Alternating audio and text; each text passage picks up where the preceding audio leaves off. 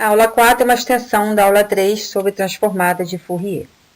Terá como tópicos a transformada inversa de Fourier, a transformada de Fourier do produto de duas sequências discretas no tempo, a função delta e suas propriedades, o processo de amostragem de uma função contínua para gerar uma sequência discreta, o critério importante de Nyquist, taxa de Nyquist, fenômeno de aliasing, filtros anti-aliasing, reconstrução de sinais contínuos e funções de interpolação. Transformada inversa de Fourier permite determinar a resposta impulso de um filtro a partir da função de transferência, bem como determinar a sequência de saída discreta no tempo de um filtro a partir do espectro de saída. A transformada de Fourier, como sabemos, é uma função periódica da variável contínua ω com um período 2π. Logo, ela pode ser expandida como uma série de Fourier, que é a demonstração que faremos a seguir, que é mostrar que os coeficientes dos termos das séries são iguais aos valores da sequência discreta no tempo h de n. Para fazer essa demonstração, primeiro obtemos o argumento da série de Fourier, considerando S de t uma função periódica da variável contínua t, com um período t maiúsculo, expressa na expansão da série de Fourier, onde o ômega de n é igual a 2πn sobre t, é a enésima frequência harmônica. Então, temos S de t e seu coeficiente a índice n. Período variando de menos t sobre 2 a t sobre 2, período t. Segundo, então, expressamos a função de transferência com uma expansão em série de Fourier, dado θ de n é igual a 2πn sobre 2π, visto que o período é igual a 2π, que é igual a n, que pode ser considerado uma frequência harmônica, e sabemos calcular o c de n e os seus coeficientes. Podemos comparar essa expansão com a transformada de Fourier dada pelo terceiro passo, e podemos, então, no quarto passo, definir a transformada inversa de Fourier, dada por h de n, que é igual a 1 sobre 2π, intervalos variando de menos π a π, da função de transferência, vezes e elevado a j ω de n dω, e comparando com os coeficientes do segundo passo, c de n. Dado o par transformada de Fourier, transformada inversa de Fourier, de acordo com o slide anterior, se o h de elevado a j ω pode ser expresso com uma série de exponenciais complexas, então o h de n é simplesmente o coeficiente de e elevado a menos j ω. Vamos ver exemplos a seguir. O exemplo 1 é o nosso já conhecido circuito de média de 3 amostras, h de elevado a j ω, que é 1/3 de 1 mais 2 cosseno de ω, e pela identidade de ordem, podemos obter a expressão 1/3 de 1 mais e elevado a j ω mais e elevado menos j ω, através da substituição do cosseno de ω. E como o h de n foi observado que é o coeficiente e elevado a menos j ω, temos que h para zero seria o equivalente na fórmula do Euler a e elevado a j ω vezes zero, para n igual a zero, que é o 1, então é igual a 1/3. E para n igual a 1, temos o coeficiente de e elevado a menos j ω vezes 1, e para n igual a menos 1, temos o coeficiente também igual a 1/3. Como podemos ver como é a forma do h de n com zero de delay. E esse resultado pode ser obtido da mesma forma aplicando diretamente a fórmula da transformada inversa, onde obtemos o h de n igual a 1/3 para n igual a menos 1, 0 e 1, e 0 caso contrário, ou seja, desse jeito temos duas formas de encontrar o h de n, sendo que, sabendo que o h de n pode ser considerado como coeficiente de e elevado a menos j ω n, é muito mais fácil do que aplicar a fórmula diretamente. O 2 é o de um filtro recursivo de primeira ordem, onde observamos que uma expansão em série ela também pode ser obtida pelo cálculo da expansão em série de Taylor, obtendo a seguinte expansão h de elevado a j ω igual a 1 mais a vezes e elevado a menos j ω mais a ao quadrado, vezes e elevado a menos j2 ω, e assim por diante. E se igualarmos os coeficientes de e elevado a menos j ω com h de k, vamos obter o h de n igual a elevado a n para n maior ou igual a zero. Por exemplo, a n igual a zero, a gente tem o coeficiente 1 vezes e elevado a menos j ω0, que é o a elevado a zero, que é igual a 1. Para n igual a 1, temos o a vezes e elevado a menos j ω, cujo coeficiente é o A elevado a 1. Para n igual a 2, temos A elevado a 2 vezes A elevado a menos J 2 ômega. Para temos o coeficiente A elevado a 2 e assim por diante, onde observamos que só temos valores para n maior ou igual a 0 e o h de n é 0, caso contrário. Esse é um exemplo de uma aplicação da análise no domínio da frequência em processamento de sinais, em que a sequência de saída de um filtro é determinada a partir do espectro de saída, ou seja, se tivermos o espectro de saída, conseguimos obter a sequência de saída de um filtro facilmente. O próximo tópico é sobre transformada Fourier do produto de sequências discretas, de duas sequências discretas, por exemplo, representadas por W de n, H de n para todo valor de n, se multiplicar, obtemos a sequência V de n. A sua transformada de Fourier é dada pelo somatório de n igual a menos infinito a infinito dessa multiplicação, vezes a elevado a menos j ômega de n. Podemos expressar H de n com uma transformada inversa de Fourier, e se trocarmos a ordem da soma e da integração, obtemos a equação 1. Observamos que o termo entre parênteses é semelhante à definição da transformada de Fourier de W de n, mas com um argumento de frequência ômega menos alfa, ou seja, temos W de E elevado a J ômega menos alfa. Se formos incluir essa transformada de Fourier na integral, obtemos a equação 2, que é uma forma de operação de convolução, envolvendo duas funções da variável ômega de valor contínuo. Como essas duas funções são periódicas, a integral é feita sobre um período. Esta operação é conhecida como convolução circular, representada pelo símbolo de círculo e asterisco. O que a gente observa é que a multiplicação no domínio do tempo leva a uma convolução no domínio da frequência. O resultado observado será usado quando formos determinar a transformada de Fourier de dados amostrados contínuos no tempo. Como um exemplo de aplicação mais comum, tem-se o truncamento de sequências de duração finita, por exemplo, um h de n dado por seno de π de n sobre 4 sobre π de n sobre 4 para todos os valores de n.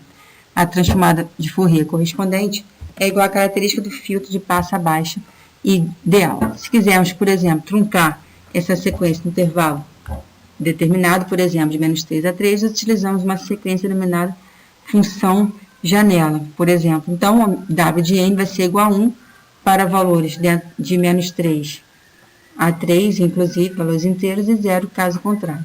A sequência janelada, então, é a multiplicação da janela pelo sinal, no caso, o h de n, que vai ser o valor do h de n naquele intervalo de menos 3 a 3. Só conterá informação dentro desse intervalo. Para calcular a transformada de Fourier do V, precisamos primeiro calcular a transformada de Fourier de W de E elevado a J ômega para fazer a convolução depois. Então, encontramos então a transformada do W de E elevado a J ômega neste intervalo, e a seguir temos a representação gráfica.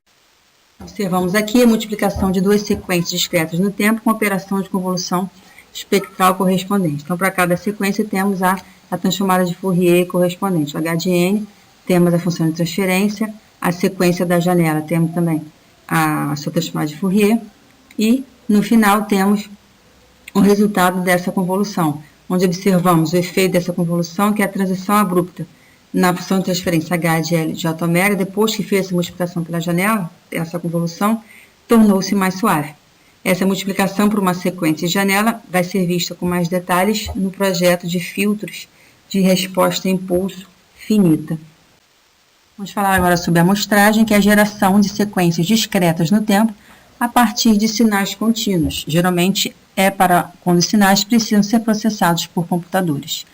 Como exemplo de aplicações práticas, temos análise de voz, extração de informação de sensores para aplicações de bioengenharia e aplicações em robótica. Esses resultados serão aplicados na amostragem da transformada de Fourier. Bom, vamos observar o relacionamento entre os espectros contínuos e discretos no tempo. Temos CA de T, que é um sinal contínuo no tempo, sinal analógico, e CA de J, de ohm, que é o espectro do sinal, onde o ohm é a frequência contínua no tempo, dada em radianos por segundo. Bom, a transformada de Fourier de sinais contínuos vai ser dada, então, por integral de menos infinito a infinito do sinal contínuo no tempo, vezes a elevado a menos j ohm de t dt. É semelhante à definição da transformada de Fourier de sinais discretos no tempo, substituindo apenas a soma por uma integral. Quando CA de t é amostrado a cada t segundos, que é o intervalo do período de amostragem, obtém-se a sequência discreta no tempo cujos valores são iguais a CA de T, que agora T é NTS, é igual a CA de T para T é igual a NTS. O TS, a unidade do TS do período de amostragem é de segundos por intervalo de amostra.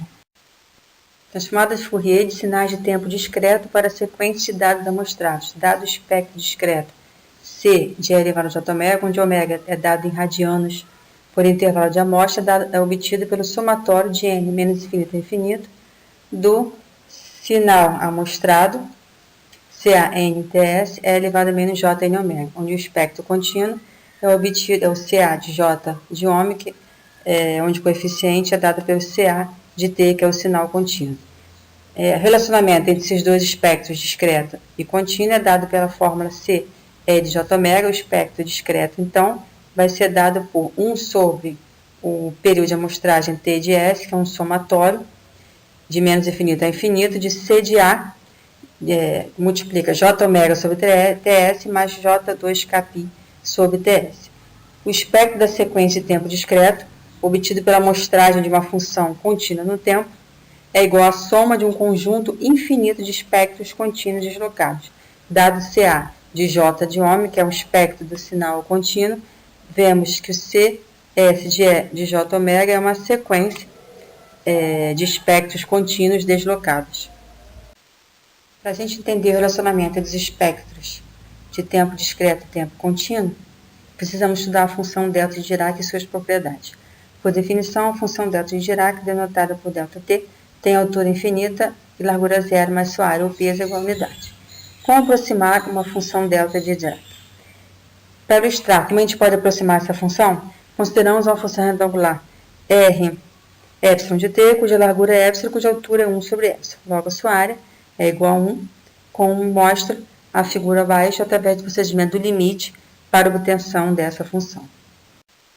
A primeira propriedade que veremos da função delta de Dirac é o produto de uma função delta, que ao se multiplicar uma função f de t contínua no tempo, o peso da função delta se torna igual ao valor da função no instante da função delta, ou seja, f de t vezes delta de t menos t0, que é uma delta deslocada em t0, vai ser igual a f de t de 0, delta de t menos t0. A propriedade 2 é a propriedade da integral do produto, que é a propriedade de Sifft, que nos diz que a integral do produto de qualquer função e uma função delta é uma constante igual ao valor da função no instante da função delta. Então, a primeira equação é o resultado da propriedade 1. E a segunda, a última equação, temos que f t0, já que t0 é independente de dt, então pode ser isolada a integral, é igual a integral de menos infinito a infinito da delta deslocada em t0 dt, delta t menos t0 dt, e essa equação é válida, pois como a área ΔT é unitária, temos que o resultado é igual a f de t0. A função delta de Dirac é usada para selecionar ou Sifft o valor da função em t é igual a um determinado instante, nesse caso o instante t0. A propriedade 3 é a propriedade de deslocamento ou shift, convolução de uma função com a função delta. Quando a função contínua no tempo f de t é convoluída com delta de t menos t0, a origem da função é deslocada para t no instante t0, ou seja, delta de t menos t0, convolução com f de t, vai ser como resultado a função e de t centrado em t0, de t menos t0. Como prova, temos a equação de convolução contínua no tempo, onde fazendo a substituição da variável alfa é igual a delta menos t, obtemos a equação, a prova que queremos a partir dos resultados da propriedade 2. Para a gente entender o relacionamento nos espectros, precisamos entender essas propriedades da função delta e o processo de amostragem envolvido. Um trem infinito de funções delta de Dirac ocorrendo a cada ts segundos é dado por delta ts de t, que é um somatório de deltas centrados em nts. As propriedades da função delta de Dirac serão usadas para determinar o relacionamento entre os espectros discreto e contínuo. O processo de amostragem ele é modelado pela operação de multiplicação, que faz a multiplicação entre o sinal contínuo no tempo CA de t e um trem de funções delta de Dirac correndo a cada ts segundos. Essa multiplicação vai produzir uma função intermediária de tempo contínuo denominada CS de t, como podemos ver na fórmula básica, onde CS de T é dado pela multiplicação de CA e T, que é o sinal contínuo, e esse trem de impulsos em TS, onde temos CA de T vezes o somatório de deltas centrados em TS, que é NTS, que são os trens de impulso para cada valor de N. Visto graficamente esse processo de amostragem, onde a amostra de um sinal contínuo no tempo é um processo multiplicativo do sinal contínuo no tempo com um trem de impulsos de Dirac obtendo o sinal amostrado CS de T, para cada intervalo T de S. Dado CS de T é uma função contínua no tempo, o espectro CS de J ômega vai ser dado pela transformada de Fourier dessa função contínua no tempo. Mudando a ordem de integração e a soma e aplicando a propriedade de Stieltjes da função delta de Dirac, obtemos a fórmula do CS de J ômega e comparando com a fórmula do espectro contínuo, C é de J ômega, que é um somatório do sinal mostrado CA N TS, é elevado a menos J N ômega para todos os valores de N. Obtemos a fórmula C de E J ômega é dado por C de S de J ômega para valor de ômega igual a W sobre o período de amostragem TS. O espectro de tempo contínuo pode ser obtido ao se determinar o espectro de tempo discreto, substituindo-se o ômega por ômega sobre T de S, período de amostragem. A divisão de ômega por T de S escala os valores de ômega para serem os mesmos do ômega. Em aplicações de dados amostrados, é comum expressá-lo na faixa menos π sobre TS a π sobre TS, a fim de ter os mesmos valores numéricos do ômega. Ômega sobre TS é expresso em radianos por segundo, tal como ocorre na frequência de tempo contínuo. Para completar a prova, determinamos CS de J ômega em termos de espectro de tempo contínuo CA de J ômega. Como o trem de impulsos delta TS de T é uma função periódica, também pode ser expressa na expansão com uma expansão em série de Fourier, tendo o ômega de N igual a 2πn sobre TS e o coeficiente AN no período de menos TS sobre 2 a TS sobre 2 do trem de impulso.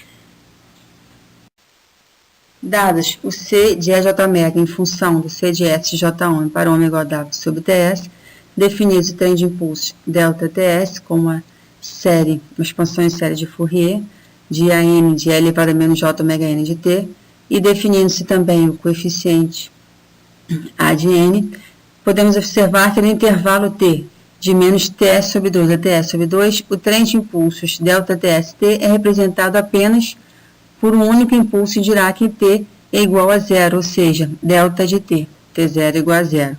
E pela propriedade shifting, temos que a integral vai ser igual a E elevado a J de zero, já que T é igual a zero, então fornecendo o A de N igual a 1 sobre TS para todos os valores de N, e a partir daí, substituindo a expansão em série de Fourier, no processo de amostragem, temos que CS de T é dado pelo sinal contínuo CA de T, multiplicado pelo trem de impulsos delta TS de T, onde obtemos no final o valor para o CS de T, 1 sobre TS, do somatório em N, de menos infinito a mais infinito, desse sinal contínuo, multiplicado por E elevado a menos J ômega N de T.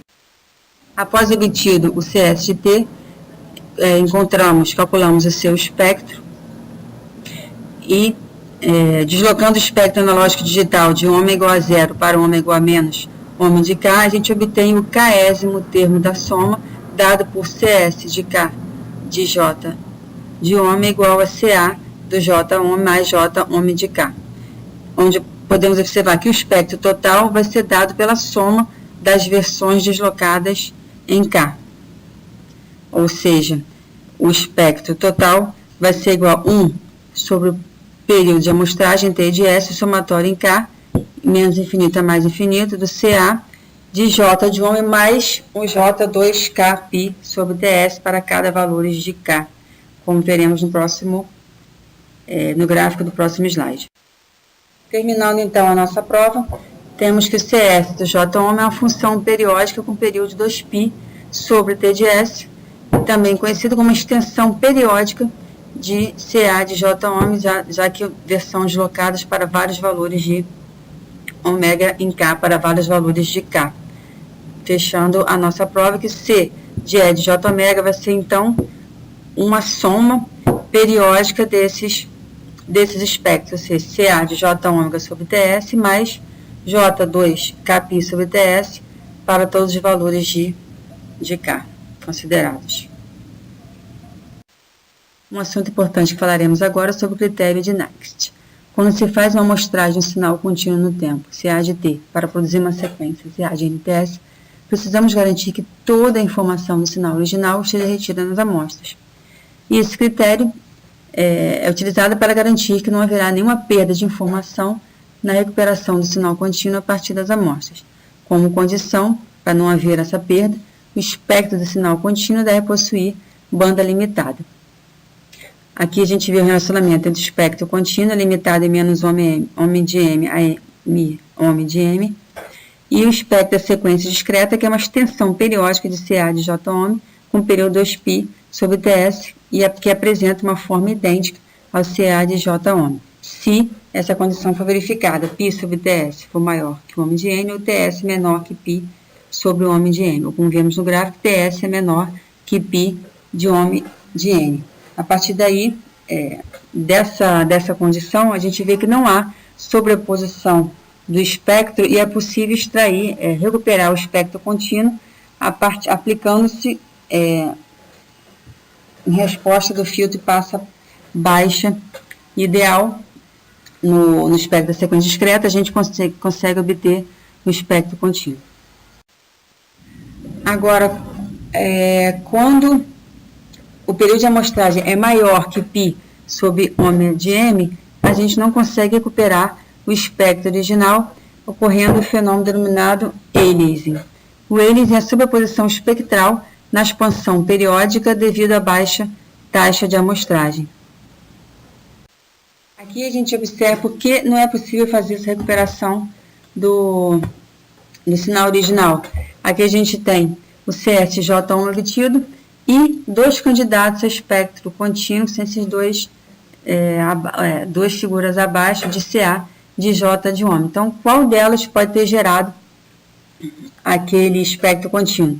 Então, a forma exata do espectro é irrecuperável, pois muitas funções CA de J ômega diferentes são capazes de produzir o mesmo CS de J de ômega.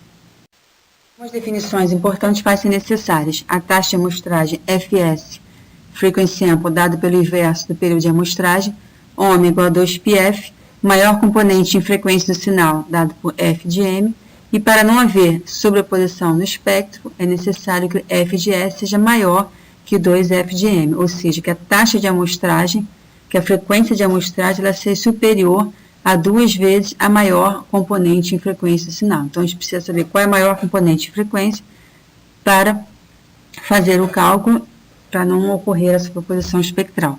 E para prevenir o aliasing, mais de 2 amostras são necessárias por período da maior componente senoidal de frequência no sinal. A taxa de Nyquist, ou conhecida como Nyquist rate, é a menor taxa de amostragem antes do aliasing para o sinal contínuo no tempo.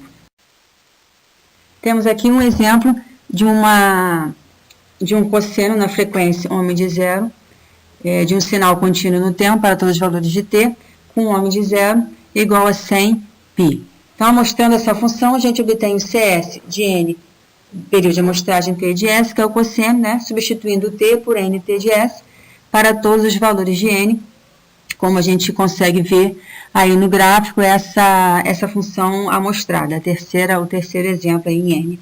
O espectro de tempo contínuo é o espectro da função cosseno, que é representado por duas funções delta, e o período de amostragem imposto pela taxa de amostragem, como a frequência de 100π, então t de s tem que ser menor que π de ômega de zero para não se ter o aliasing, que é igual a 10 a menos 2 segundos.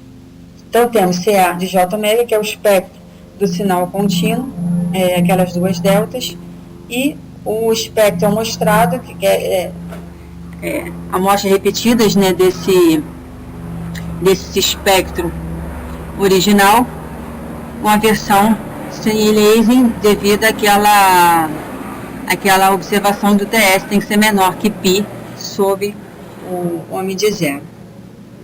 E ao mostrar esse sinal no tempo, faz com que o espectro se estenda periodicamente, então substituindo aquela forma de CS de J ômega em função do CA de J ômega, temos essa soma dessas duas deltas.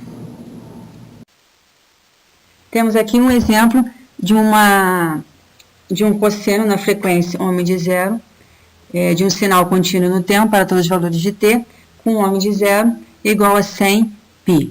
Então, mostrando essa função, a gente obtém o CS de n, período de amostragem t de s, que é o cosseno, né? Substituindo t por nt de s para todos os valores de n, como a gente consegue ver aí no gráfico, essa função amostrada, o terceiro exemplo aí em n. O espectro de tempo contínuo é o espectro da função cosseno, que é representado por duas funções delta, e o período de amostragem imposto pela taxa de amostragem, como a frequência de 100 π, então t de s tem que ser menor que π de ω de zero para não se ter o A-laser, que é igual a 10 a menos 2 segundos. Então, temos CA de J ômega, que é o espectro do sinal contínuo, aquelas duas deltas, e o espectro amostrado, que é amostras repetidas, né, desse espectro original, uma versão sem lasing devido àquela observação do TS, tem que ser menor que π sobre o ω de zero.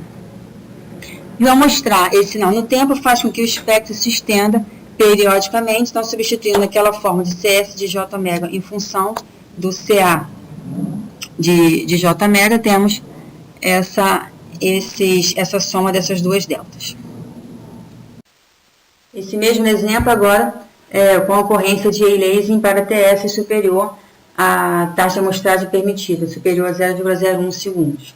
Por exemplo, TS igual a 1.1 vezes 10 a menos 2 segundos, o impulso localizado na faixa de 0 a π sobre TS, ou seja, substituindo o valor de TS de 0 a 90 π, vai estar em 2π sobre 1.1 vezes 10 a menos 2 segundos, menos a frequência ω de zero de 100 π, que é a maior frequência presente no sinal, que é a frequência presente no sinal, que vai ser igual a 80 π radianos por segundo do termo K igual a 1 do espectro, ou seja, delta de ω mais ω de zero menos 2π sobre TS. O impulso localizado na faixa menos π sobre TS a zero, ou seja, de 0 a 90 π, vai estar em menos 80 π radianos por segundo do termo K é igual a menos 1 do espectro. Então, temos a ocorrência do fenômeno de A-lasing, que é quando a sequência mostrada é derivada a partir de uma função de tempo contínuo de frequência inferior, já que a frequência de amostragem tem que ser superior a 2 vezes a maior frequência presente no sinal. Esse é um esquema do que ocorre quando temos o TS superior ao permitido, onde tem a ocorrência de A-lasing. Então, se o TDS fosse um valor permitido, teríamos o true CA de T, né, que é o sinal correto, recuperado, mas nesse caso aqui temos aqui uma função cosseno de baixa frequência, é aparente quando a sequência é interpolada, quando se vai preencher, né, os valores para encontrar o CA de T. Vamos falar agora sobre filtros que evitam esse fenômeno de A-lasing. Porque, na prática, a faixa de frequência que contém a força importante, né, significante no sinal contínuo no tempo original, ela pode ser maior do que aquela que contém a informação que a gente quer.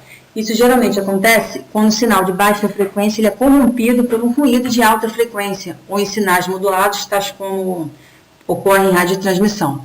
Se amostrado pela taxa ditada pelo critério de Nyquist para o sinal analógico desejado, os sinais de alta frequência indesejados poderiam causar o surgimento de erros de A-lasing. Então, para prevenir esses erros causados por esses sinais de altas frequências desejados, deve-se utilizar um filtro analógico passa-baixa, chamado filtro anti-A-lasing. Esse filtro ele é aplicado ao sinal analógico antes da amostragem e reduz a energia no sinal analógico na faixa de frequência, além de ω igual a π sobre TS.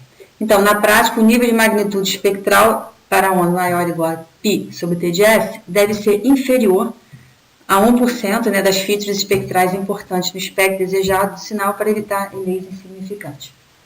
Por exemplo, então, se tiver um sinal analógico que contenha muita informação numa ampla faixa de frequência arbitrária, mas que possui informação relevante apenas na faixa de frequência de ômega de R, menos de ômega de R até ômega de R, e a gente, se quiser determinar o período de amostragem TDS apropriado. O critério de Naques vai nos dizer que o TS deve ser inferior ao π sub min de R. Então, se amostrado nesta taxa, os componentes de mais alta frequência do sinal analógico, elas serão sobrepostas no sinal discreto no tempo relevante.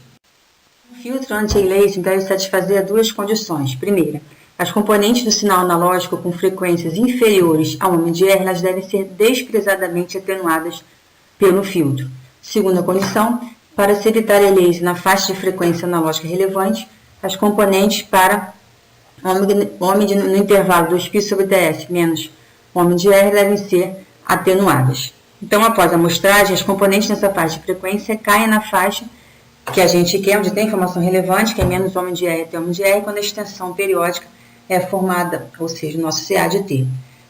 Isso será visto com mais detalhe quando formos estudar projetos de filtros analógicos espaço abaixo. Vamos falar agora sobre a reconstrução de sinais contínuos no tempo a partir de sequências discretas no tempo. Em muitas aplicações práticas, as sequências discretas no tempo devem ser transformadas em sinais contínuos no tempo. Por exemplo, um sistema de disco compacto de áudio digital, no qual o sinal de áudio ele é armazenado como amostras digitais no disco e ele deve ser convertido no final em sinal analógico que opera os alto-falantes. Um exemplo 2 é o controlador digital e um sistema de robô, que usa o computador digital para processar os dados do sensor, mas que requer um sinal analógico para controlar os motores dos atuadores.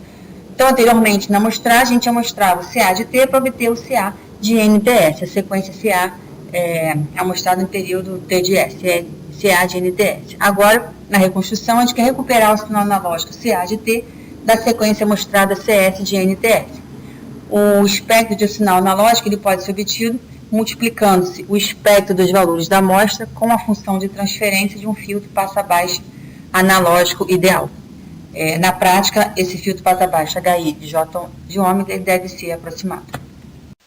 Recuperação do espectro do sinal analógico a partir do espectro do sinal mostrado, a gente faz uma filtragem com o filtro passa-baixa ideal. Então, na primeira figura, temos o espectro dos valores amostrados sem aliasing. Na segunda, filtro passa-baixa analógicos com resposta em frequência ideal, com valores 1 apenas para ômega menos π sobre TS e π sobre TS, zero caso contrário, e o CA de J de ômega, dado por esse produto dos dois acima, que tem o mesmo formato de CS de J ômega no intervalo menos π sobre TS a π. A interpretação do resultado no mínimo do tempo é feita através da equação de convolução do CA de T obtido fazendo a integral de menos infinito a infinito da multiplicação de duas funções CS de T e o HI de T. O CS de T é o sinal amostrado contínuo composto de funções delta de Dirac ponderadas e o HI de T é a resposta impulso de tempo contínuo do filtro passa-baixa ideal. Então, a gente observa aí a aproximação da sequência de funções delta de Dirac ponderadas com uma sequência de pulsos estreitos com diferentes amplitudes proporcionais aos valores de amostra correspondentes CS de NTS. Então, com a aproximação do CS de T, a gente obtém o CA de T, sinal analógico original. Então, para obter essa equação de convolução, nós obtemos o HI de T, que é a resposta impulso do filtro passa-baixa ideal, obtido através da transformada inversa de Fourier desse filtro, tendo como resultado 1 sobre período de amostragem e a função sinc de T sobre T de S, dada como verificado no gráfico dessa função sinc de T. Essa função ela é uma função usada para interpolação. A gente observa no gráfico, ela é igual a zero para valores inteiros de T igual a NTS, onde N é um inteiro diferente de zero. E a equação HI de zero é obtida para se encontrar o valor dessa resposta a impulso para no instante T igual a zero. Então, no instante T igual a zero, a resposta é igual a 1 sobre o período de amostragem T de S. Sabemos que o CS de T ele é composto de uma série de funções delta de Dirac ponderadas e no domínio do tempo o processo de interpolação é uma convolução de funções sinc de T sobre T, aquelas obtidas anteriormente, ponderadas e deslocadas. Então, a gente observa aí a linha estrategada, são os valores da sequência CS de N T de S, e a linha contínua é o CA de T que a gente quer obter. Então, temos aí a forma da reconstrução do sinal, obtida através de uma série onde se tem a multiplicação do CS de NTS e das funções de interpolação deslocadas em NTS, um somatório que vai de menos infinito até infinito, obtendo o resultado necessário para poder fazer a reconstrução desse sinal. A gente observa que esse sinal é obtido no intervalo de menos infinito até infinito, que é inviável. Então, inviável na prática. Na prática, o filtro de interpolação ideal ele deve ser aproximado por um filtro passa-baixa analógico causal para ser utilizado nos computadores. Né? Filtros interpoladores práticos. Então, a gente viu que o problema da função de interpolação ideal é que ela incorpora toda a sequência, varrendo de menos infinito até infinito, ou seja, todas as amostras, tanto do futuro quanto as amostras do passado, no cálculo da função de interpolação em qualquer ponto no tempo. Isso é um problema, por exemplo, em situações de controle, onde a gente não pode esperar para observar toda a sequência antes de fazer a interpolação. Então, algumas propriedades que um filtro interpolador prático contínuo precisa ter. Então, ela precisa ter essas três propriedades. O φ no instante zero tem que ser igual a 1, o φ em nt de s é igual a zero para n diferente de zero, e a integral de menos infinito do módulo dessa função tem que ser menor que o infinito. As propriedades 1 e 2 elas permitem que a função interpolada iguale os valores da amostra nos instantes da amostragem. E a propriedade 3 garante que a função interpolada permaneça finita entre os instantes da amostragem. Vamos considerar duas funções de interpolação comumente utilizadas que possuam essas propriedades. Primeiro exemplo é o interpolador Zero Order Hold, ZOH, cuja resposta impulso vai ser dada por φ de 0 de t é igual a 1 no instante t de 0 a t de s, e 0 caso contrário, conforme a figura à direita. E o interpolador linear, cuja função resposta impulso vai ser dada por 1 menos módulo de t sobre t, com t entre menos t e t, e 0 caso contrário, como podemos ver no gráfico correspondente à direita. E observamos os resultados da aplicação dessas duas funções de interpolação a uma mesma sequência. Primeiro, ZOH, Zero Order Hold, ele é muito fácil de implementar ao rapidamente carregar e descarregar um capacitor nos instantes de amostragem, mas a função interpolada CA0 de t ela exibe descontinuidades. Já o interpolador linear apresenta a vantagem de produzir uma função mais suave, mas esta interpolação ela é não causal, pois precisa olhar para frente para determinar o valor do declive. Para torná-lo causal, um delay pode ser introduzido. Em sistemas de controle, esse delay é crucial e pode restringir o uso do interpolador linear. Aqui constam as nossas referências. E fechamos aqui a transformada de Fourier. E na próxima aula, a aula 5, será a aula de transformada discreta de Fourier.